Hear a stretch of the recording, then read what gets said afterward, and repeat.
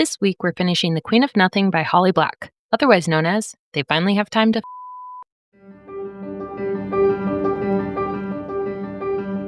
Hi readers, I'm Jordan. And I'm Katie. And welcome to Not Another Heroine, the book pod where we celebrate the heroines we love and roast the ones we don't. We'll be your TBR FGMs. Fairy godmothers. And find you the best 5-star reads, the spiciest romance, and save you from the overhyped DNFs. So grab your favorite drink and get cozy. Welcome to Season 3.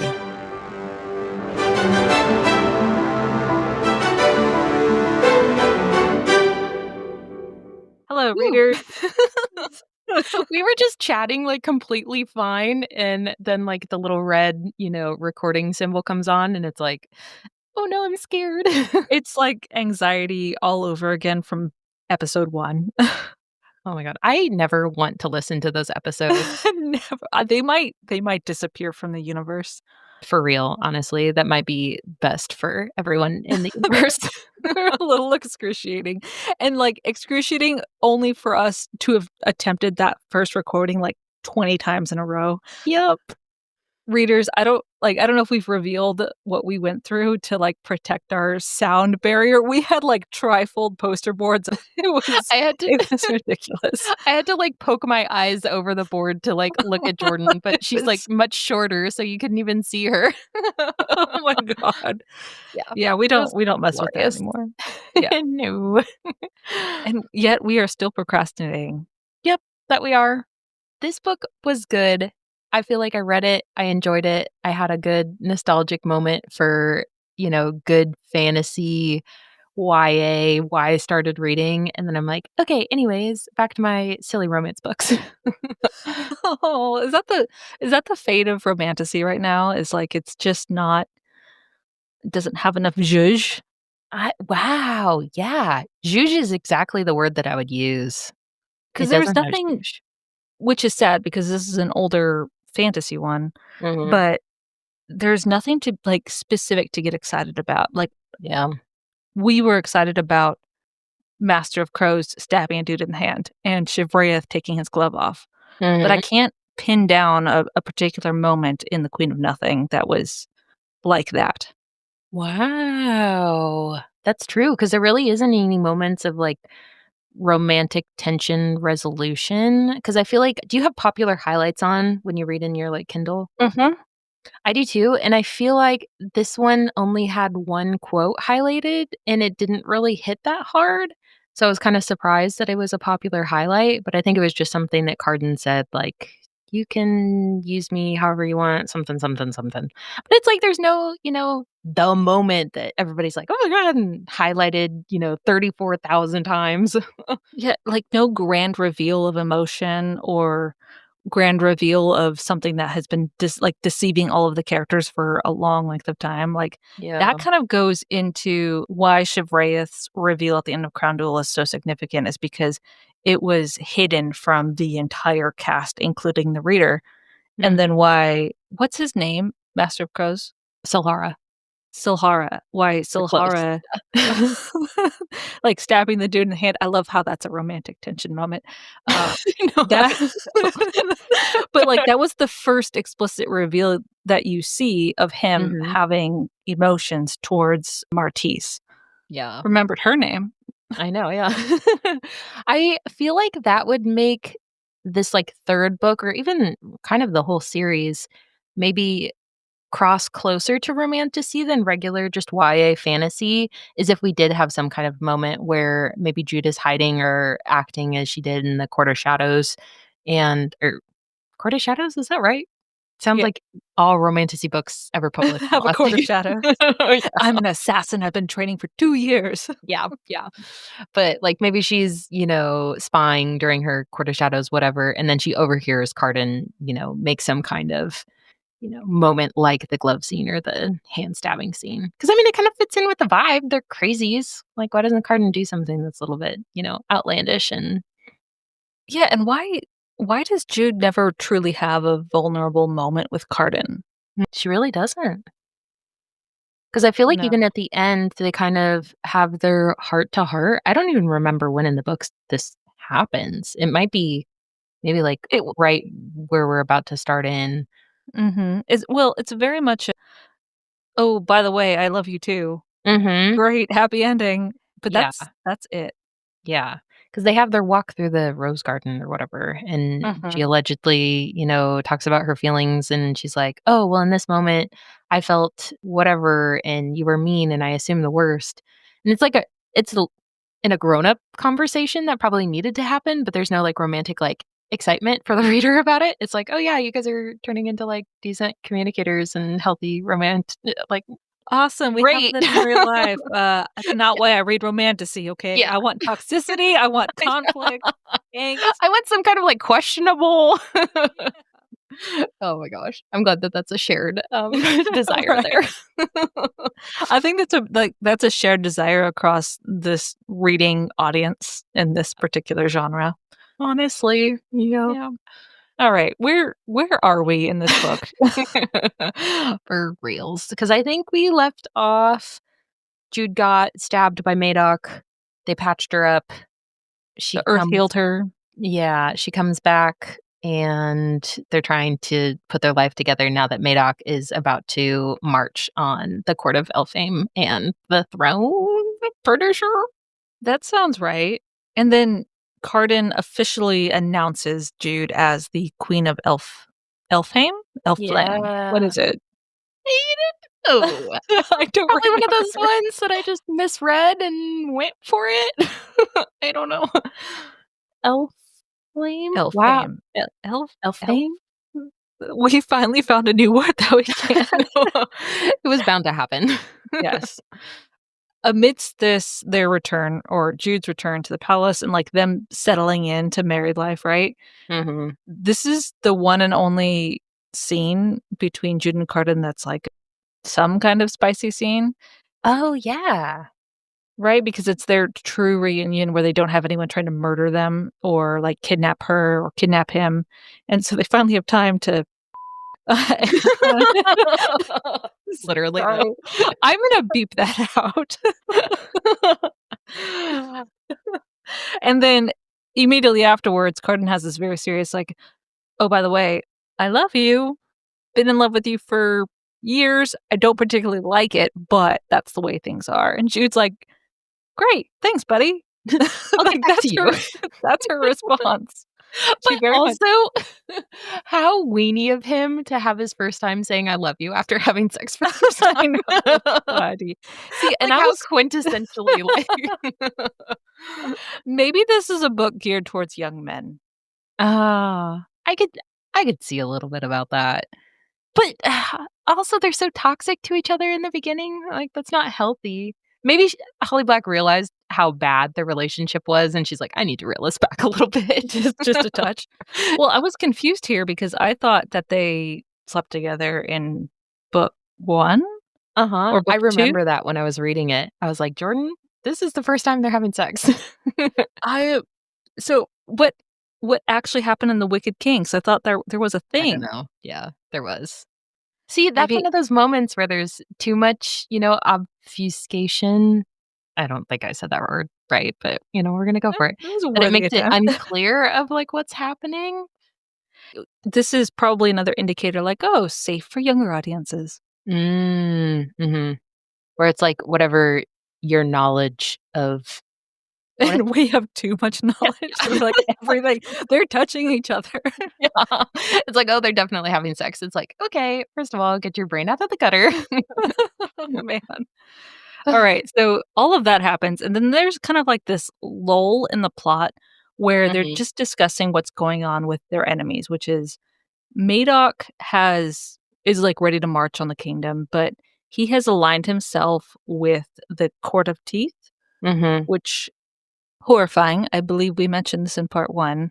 Yeah. So it's this little 9-year-old, 8-year-old queen, Queen Sorin, and she is led around by a leash attached to her wrist, like, sewn through her skin, Ugh. um, and then she also wears a golden bridle around her face that prevents her from speaking, I think.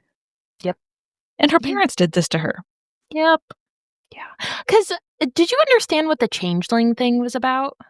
In regards to Queen Sorin? Yeah, because Jude kind of remarked that there was something about a changeling, whether, like, Queen Sorin grew up in the mortar world and then came over when they needed her to be queen, or if she was, like, replaced with a changeling child. There was something, like, weird in there about changeling, and I don't think it's Oh, super important, but it was interesting. I do remember that being discussed in the separate standalone series that accompanies Oh. this one. Mhm.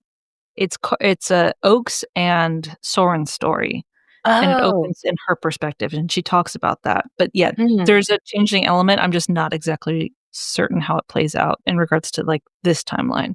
Yeah, because I did kinda notice that Holly Black during, like, significantly the second half of this last book, she kind of opened up a lot of options for herself to create offshoots of this series, because it kinda seemed obviously like Oak and Soren's story, and then it kinda seemed like too that she was hinting at one of the kings of one of the courts had twins, and one was the consort and one was a knight, but it kinda seemed like they were interchangeable. I think that is there's the 3 first books, Tithe, Valiant, and Ironside, and I Mhm. think that's a reference to one of the couples in one of those Oh. books, I think. Okay.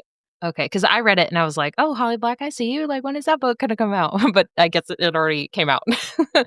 So I have a copy of Valiant, and I wanna Mm. say it's, like, about another human girl, but she, like, winds up in, like, the wrong crowd in New York or something like that, and, like, Yeah. is living in the subways and stuff, and that's where she meets some, like, fairies.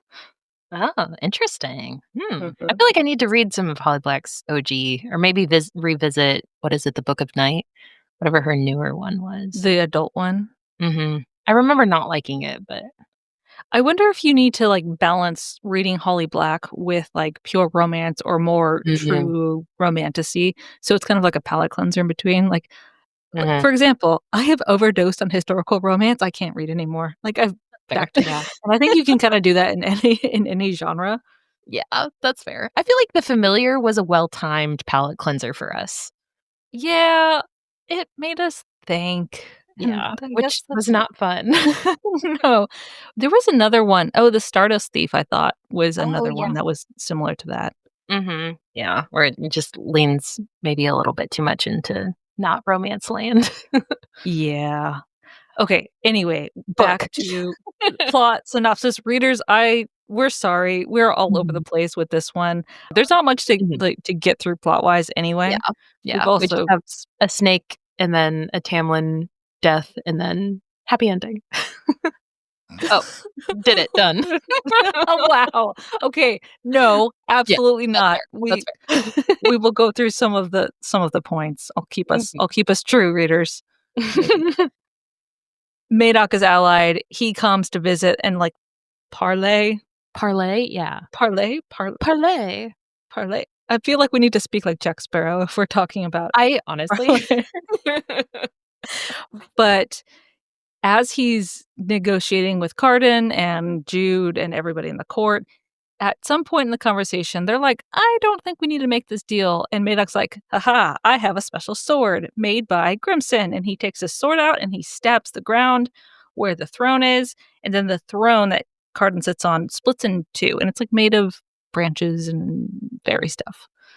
And oh no, Yes.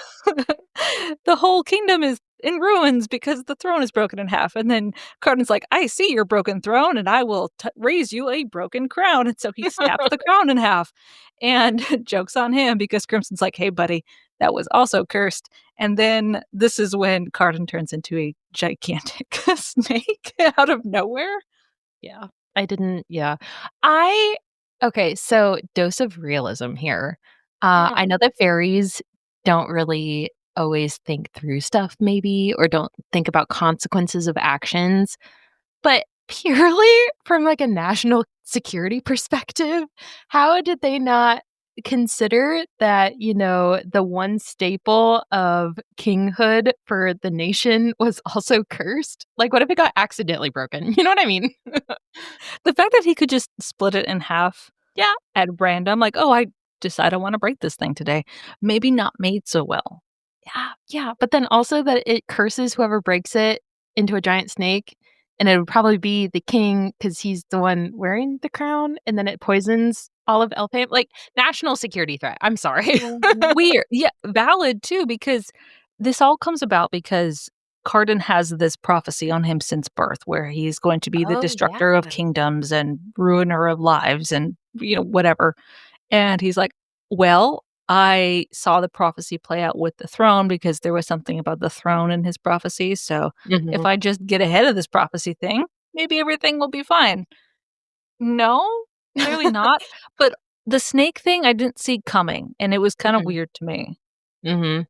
I feel like it was weird to me too, but it was a fun twist. Like, I enjoyed though, back to your point from part 1, I do think that Jude should have had more introspection about what the consequences were of him turning into a snake, and all of a sudden, she has to be, like, the legitimate ruler, and I know we have, like, some introspection, more so than I think we've gotten in any of the books, but it still kind of felt, like, removed. Like, even though it was in first person, it was still kind of very, like, outside observer of her struggling through this and not really like a compassionate, Like, reading.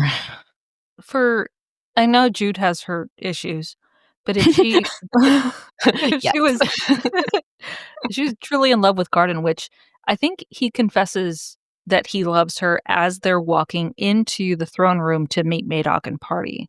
Yeah, And something like s that. she hesitates, and then she doesn't have time to respond, kind of. But you sorry, I'm not a big Jude fan in this book. I was about to say. But I would expect a little bit more, like, heartbreak, Mm, and I get it, Jude is supposed to be the strong one who, like, withstands all trauma, but if your husband and the love of your short life turns into a gigantic snake that immediately tries to eat people, where's the reaction? that is true. Because I know that she's supposed to be callous and stuff, but she immediately jumps into problem-solving mode, which could be some kind of coping mechanism, but, like, if this is in first person, I need, like, a little bit of something. Yeah, because even if it's a coping mechanism, you would have if you had her internal monologue, there would be some glimmer there of like, "Oh my god, what do I fucking do because I can't like, what happened to my love? Yeah. He's a snake." I like, why a snake? Yeah, that was okay, so that was my other thing is, okay, cool, he turned into a snake, but why? Like, what's the mythology in this world that Holly Black has built? What is the reasoning behind him turning into a snake other than Crimson felt like that would be a good idea? Yeah. But for Grimson, like, making whoever's making the crown that he made be cursed, whoever breaks it turns into a snake that is huge and can eat people and then proceeds to eat the maker of the crown seems like faulty planning.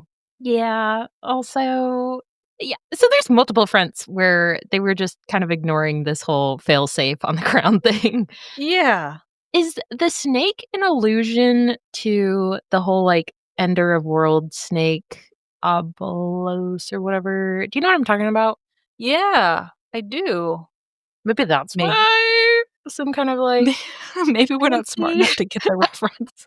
honestly, That's I would more not be likely. surprised. Yeah. I feel Or like she's just like, "Okay, kinda like whatever your guys' head, but that's cool." also, snakes shed their skins, right? So, Mhm. symbolism for Carta becoming a new man or a new fairy. Wow. I like that way more. That's nice. That's a good touch. I'll accept that. Easier to interpret because he breaks out of the snake as a shining naked Apollo later Honestly. on. I did like, though, that it was, like, a full circle moment to Dane's coronation, and he had to be Mhm. naked for some reason. That was, like, a fun little, like, "Okay, I see what you're doing." That was a cool call out. Mhm. Okay, readers, we're getting ahead Oh, again, yeah, but we just Jude is now queen. Everyone is turning to her to be like, 1, do we have to listen to her? And 2, what are we doing about the fucking snake? Because it's just slithering around eating people. Yep. And she just kinda, like, puts it in the back of her mind, like, "I'll get to that later. It's not a now problem." Yeah. Honestly respect that, though, because like, what the fuck are you supposed to do about the snake? That's how I feel about laundry. That's not a now problem. Honestly, yeah. That is I don't have any clean underwear. Right? Forward. But Yeah. Jude doesn't she reach out to Nicasia? She's be like, Mhm. "You once loved Cardan. Please help me." Mhm. Yeah. And she takes her sweet time responding to that and only comes in at the last second, which fair, she has her own things going on because the ghost shot her mother, which I think we talked about in part 1. And her mother's just dying, right? Yeah, it's like someone kinda attached to her heart. Who knows? It was Okay. Madoc's plan to get, them out of the picture. But then we But get again this, like, go ahead. backdoor deal about the bridal, and they're like, "Hey, Jude, you're a stupid mortal, but we'll give you this, like, bridle, and all you have to do is, like, tie some hair on it, and then you can put it on Cardin, and he'll be under your control for the rest of your mortal life, and there's nothing weird about this deal. We're just doing it from, the bottom of our pure little hearts." This was weird because so this is the evil couple of, like, the parents of Queen Joran that offers, "Hey, we took the bridle off our daughter. You can use it for whatever you wanna use it for." But Jude takes so many pages to think about this actual deal and eventually decides to take it, like, "I'm gonna use the bridle because I see no other way to keep Cardan near me and protect the kingdom because of this murderous reptile." And not once like, she eventually gets to the point like, "Oh, they're tricking me," like every fairy ever. Whoa. But Who then she knew? still tries to go along with it, like, she tries to find a loophole that enables her to still use the bridle. Yeah. I almost wonder now that we're talking about it, if this was supposed to be some kind of character arc ending in her becoming more like a fairy and then Cardan becoming more like a human. Because it is Hmm. kind of like a very not like black-hearted, but a very kind of like It's a very long. fairy move. Yeah, she's like, "Well, if this is the only way that I can have him in my life, like, well, I guess that's what we're gonna have to do." It's like, there's options available to you, but if you're a fairy, that's probably the crazy ass backwards, interpretation of events that you're taking. That's really smart. And given Holly Black's, track record with world building and character design, that Yeah. sounds right. Mhm. It is interesting, but then, like, at the last second, she's like, "No, that's the wrong thing to do." Yeah, let's get to the actual ending of this book. That's fair. They march out to the field, and it's basically a deal that Jude makes, which is she says she's gonna put the bridle on, and up until the point where she doesn't, w we don't know what's actually gonna happen. Mhm. I feel like you're sure that she's gonna do it. You're like, "Oh, Mhm. shit, she's gone full send, like, good for you, girl, but ooh." And then Nicasia brings her, like, sea army, Mhm. riding dolphins and stuff to be like, "Hey, we're here, we're gonna fight you too." And everyone's just standing around, and it's kind of ambiguous who the bad guy is at this point. Like, even Yeah. the snake isn't the bad guy, he's just hungry. And Honestly. but Jude walks up to the snake, and the snake seems to recognize her, which I did enjoy those points where they're trying to figure out what to do with Cardin Snake, and Jude visits him, and, like, the snake doesn't eat her, like, "Oh, like, there's a glimmer of Cardin still in there." That Yeah. was a nice touch, and I wish we had had more of that I and was more about to say that suffering. that exact thing because there's a whole scene where she goes and sits with him in the throne room, and nobody else can get close without, dying, except all of a sudden she can, like, sit next to it, and she basically hides in there to just think about everything that's going on.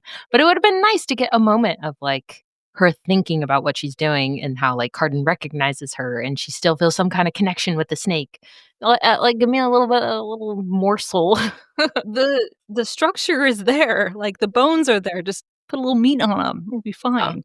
I honestly. could not help but see Aladdin in my head. Do you remember you've seen animated Aladdin, Ah, right? yeah. When Jafar turns into a gigantic fucking snake? I don't remember that. Okay, well, What? Aladdin burned into my childhood memory. At the very end of the movie, Jafar turns himself into a gigantic snake to eat Aladdin and capture Princess Jasmine, and it's almost exactly like this. Oh, I do remember this. Okay, what are those snakes called? Cobras?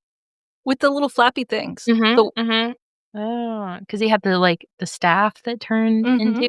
Okay, I know I am derailing us again, but did you know that the plural of staff is staves? You know, I don't think I knew that, but I know I've seen staves written before. I have too, and I did not know it was the plural of staffs. I thought it was That's something else. where did you I why don't know. did you I find don't this? know. I don't know because I also had to go on this, like, dictionary word English forum because I thought stalve, like, STALVE was the plural of staff, like, Oh, stalve. Oh, I've no, never yeah, heard that. I did learn that that's not true. Is that a word, actually? I don't think so. You're just up there creating new English. That's Yeah, no, great. it's cool, it's cool, it's cool. Yeah, so staves. But anyway, talking about snake staff. There's a Okay. joke there probably. I'm God. I'm s I had a bunch okay. of sugar before this, I'm sorry, y'all. We'll make it, I We think. Yeah. Jude walks up to the snake. She's holding the bridle. She looks at the snake and says, "Not today, Isis," and and she cuts Literally. she cuts the head off the snake. Yep. True facts. Eh Direct yep. quote. But as she's sitting there having just murdered her husband, she's a little heartbroken, but she's like, "You know what? This was the best decision for Fairyland, Elfhame, whatever." And, oh no, a gigantic glow, and then this out of the snake's body, out walks Cardan, butt-ass naked, shining, golden, kingly, Yep, appearing to be a new man, yep, and he is that much more powerful. yep. It's not quite the end, but it's almost there. Yeah. Because I don't know that we talked on it, but part of the prophecy was in the, like, old ruler's blood, a new ruler will appear or something, and I think that's Oh, what pushed yeah. Jude over the edge to be like, "Okay, like, I'm putting a lot of faith in this, like, fucked up prophecy that he'll, maybe be okay." Yeah, it was definitely like a leap of faith on Jude's part, but I also thought Mhm. maybe she just thought she was killing Garden and then she was okay with it. Yeah. It was what it seemed like at the end, because we Right? didn't get, the Feyre moment of realization. Because Mhm. we got all of her emotional turmoil, and then she's like, "Wait a second," and then you kind of, like, it starts to percolate, and then she, like, stabs him, but you kind of, like, know that he's gonna be okay, but we didn't have any of that, moment. After you compared this book to ACOTAR, I wanted to read ACOTAR again, and I'm I kind know. of it's like a love-hate relationship with ACOTAR at this point in our reading journeys, Yeah. but it's almost there. Do you want to know again, sorry, derailing. My partner is a psychopath because he read book 1 and he refuses to read book 2. Is he a Tamlin fan? Yeah. He's like, "This is good. Hmm. I don't wanna know what happens." And I'm like, "Really? Buddy, no! You can't Bro." do that. The best book is book 2, honestly, it Yeah. should've ended at book 2. Yeah, yep. It should have been 1 book, just smash the 2 together. So he basically stopped halfway through the story. So, I hope he can hear me wherever he is. That's yeah, you are living with a psychopath. Who does Yep, that? yep, yep. But apparently, he is not the only partner to have done this. There are other people that I've, like, talked to or heard from that have said that that is a common occurrence. Don't fucking understand it, but okay. Hmm, Yep, yeah, yeah. weird. Weird, Mhm. very weird. Uh, Okay. then they have a feast and they eat Cardan's old snake body, which I thought was an unnecessary detail that was I just I missed that. Really? Oh, you did? Yes, I yeah. totally missed that. That's Like, really everybody was weird. yeah, thank you. Everybody was, like, serving themselves up, like, bits of meat, and Judah's like, Ah! "What the fuck is the meat?" Yeah, dude, yep. That's gross. Okay, but very fairy of them. Yep, yep, Awesome. yep. They hand out a bunch of, I guess, pledges, alliances, sentences. Basically, they turn up all of the followers of the evil king or the evil regents from the Court of Teeth. All of their soldiers who like refused to swear loyalty to King Cardan were turned into hawks and not allowed to hurt anything. So that includes other animals they would need to hurt to eat to survive, and they must rely on other beings for their survival. This is an important note because those hawks make a reappearance in the next series. Oh, because I don't know how I got the snake body eating part, and I did not get any of that. Okay. And then I don't know what happens to the evil regent couple. That's pretty bad. I don't know either. Maybe I just, like, stopped at, like, 95%. Right. But I did pay attention because Madoc's sentence is, he's kind of resigned himself to like, "Well, I'm not gonna win this one, but I'm really proud of my daughter for becoming queen and being ruthless." So he agrees to lay down his sword, and swear fealty to King Cardan, and in exchange, they let him live out the rest of his life in the mortal world, which is kind of like a win-lose because he gets to be with his adopted son, Oak, and his daughter, Vivian, which, yeah, that's a contentious relationship. And then everyone else lives happily ever after. Yeah. And then we get this weird look between Taryn, I did read this part, and the ghost Yes. Mhm. about the pregnancy. I'm convinced that the ghost is the dad. What? Yeah, because there's some kind of illusion, I think, earlier in this book when I think the ghost gets brought up when she's talking to Taryn, and it's some kind of, like, loaded language, and it could be one of those that Holly Black wanted to, like, not talk about infidelity in her YA book. That's right, because Taryn learns the ghost's true name because Locke knows it, and Locke Yeah. got drunk at a party and, like, let it slip in front of Taryn, and so the ghost has been under her command, Mhm. um, for, like, most of the book, and then, yeah, you have that loaded look. Hmm. Oh, the Interesting. masks. Do you wanna talk about the masks that they give the Court of Shadows? I did like this one. Yeah, that was Carden's gift to the Court of Shadows for their service during all of this or whatever, is that they get these masks that completely not dissolve, but, like, cover their features and their voice so that, they obviously operate in the shadows, but he wants them there by his side to, have a voice in court sometimes, but to still protect their identity. But then And they, it like, it held hands at the end. it's cute because the mask also enables them to gain entrance or, like, hospitality wherever they go. Oh, I forgot about that part. Yeah. Yeah. So it's just a nice little wrap up. It's a bow on Mhm. everything. Mhm. I do feel like there wasn't really anything left unaddressed. Like, it was a No, clean wrap up, you know? it's very tidy. It's the way a trilogy should be done, I think, from Yeah. start to finish, all the points are planned. Mhm. So, I have no regrets. It was a great trilogy. It Mm-mm. was a good read. I have some Mhm. complaints, but that's fair. I feel like they're legitimate complaints because I feel like some of these romantasy books that we've been reading recently, our criticism or complaints are structural, like proofreading or character arcs or, Mhm. this probably shouldn't have been published, but these are actual, gentle criticisms and not even, like, critiques, really. They're just like, Fun to "I talk like a little about. bit more romance on my stories." Mhm.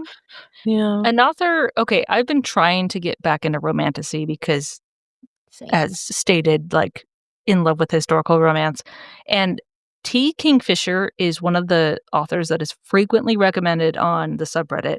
Mhm. Have you read T. Kingfisher? I always get T. Kingfisher confused with oh, no, yeah, this is the one because she wrote Paladin's Grace Mhm. and Swordheart, and I love Paladin's Grace. I've read that, like, 2 or 3 times now.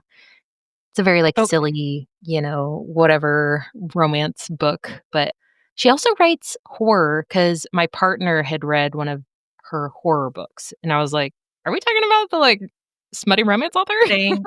Okay, I am I have downloaded Nettle and Bone and Mm. Tyranny and Roses, and Nettle and Bone was a DNF according to my Kindle, like, I got halfway through it and stopped.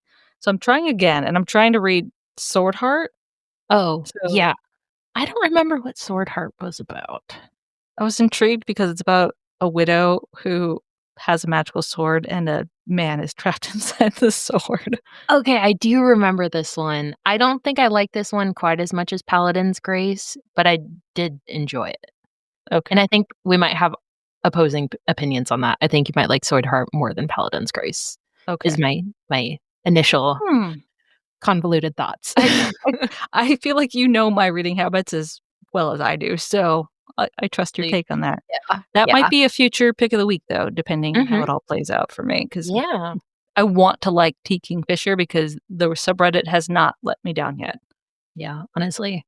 I am also trying to jump back into romantasy, so right now I'm reading Inferno's Heir. Let me look up who this is by. Tiffany Wang. I'm listening to it, so I will put that as the heavy caveat that I'm maybe not getting all of the plot, but it's kind of interesting because so I'm admitting some things here. Did you ever watch Avatar: The Last Airbender? No.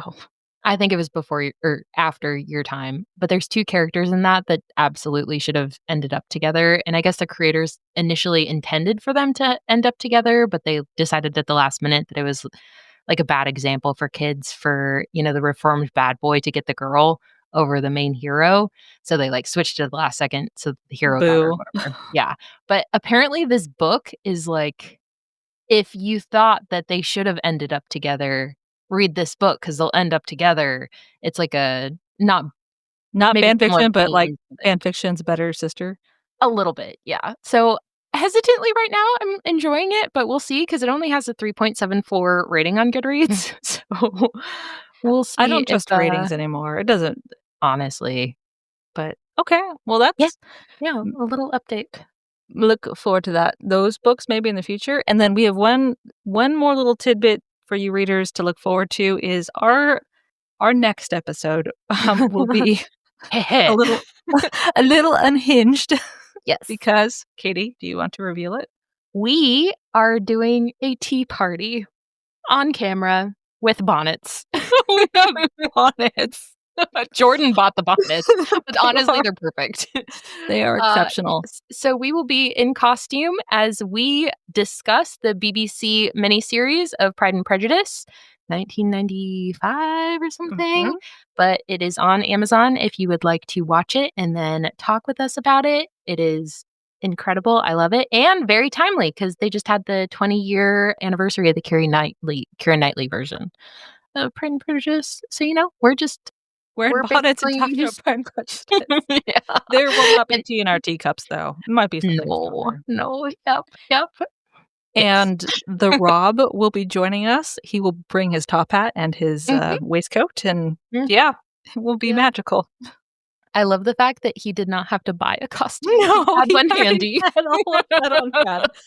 So that will be a first discussion point with him, a gentle roasting maybe, Yes. as we're both wearing bonnets.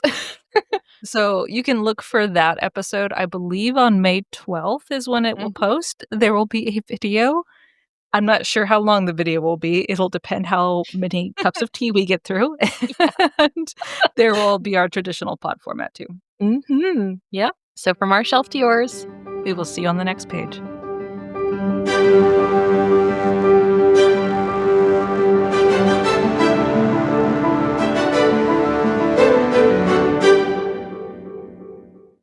Hi, readers. Like what you've been hearing? Check out the Spice Archive at notanotherheroine.com to see all of our reviews and ratings.